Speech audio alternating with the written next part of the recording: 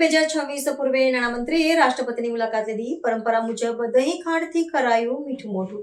નાણામંત્રી નિર્મલા સીતારમણે વર્ષ 2026-27નું કેન્દ્રીય અંદાજપત્ર સંસદમાં રજૂ કરતા પૂર્વે રાષ્ટ્રપતિ ભવન ખાતે રાષ્ટ્રપતિ દ્રૌપદી મુર્મુ સાથે મુલાકાત કરી હતી. ભારતીય પરંપરા અનુસાર કોઈપણ શુભ કાર્યની શરૂઆત પૂર્વે મીઠું મોઢું કરાવવાના રિવાજને અનુસરીને રાષ્ટ્રપતિએ નાણામંત્રીને દહીં ખાંડ ખવડાવીને ઉજ્જવળ સફળતા માટે આશીર્વાદ આપ્યા હતા.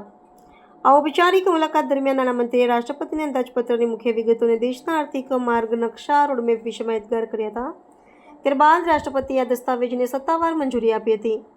નાણામંત્રી તરીકે સતત 9મી વખત બજેટ રજૂ કરવાનો વિક્રમ સ્થાપવા જઈ રહેલા નિર્મલા સીતારમણે લાલ રંગના ડિજિટલ ટેબ્લેટ સાથે રાષ્ટ્રપતિ ભવન પહોંચ્યા હતા, જે બહી માતાના આધુનિક સ્વરૂપનું પ્રતીક છે.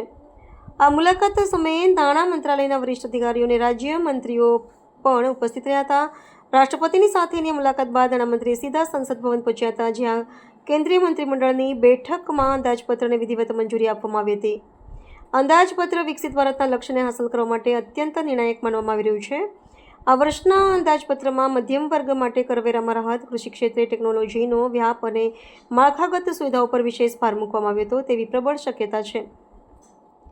આર્થિક નિષ્ણાંતો માને છે કે 2026નું આ બજેટ ભારતીય અર્થતંત્રને નવી ગતિ આપશે અને રોજગારીની તકોનું સર્જન કરશે. રાષ્ટ્રપતિ ભવનથી શરૂ થયેલી આ પ્રક્રિયા બાદ હવે સમગ્ર દેશની નજર સંસદમાં થનારી જાહેરાતો પર ટકેલી છે, જે આગામી 1 વર્ષ માટે દેશની આર્થિક દિશા નક્કી કરશે.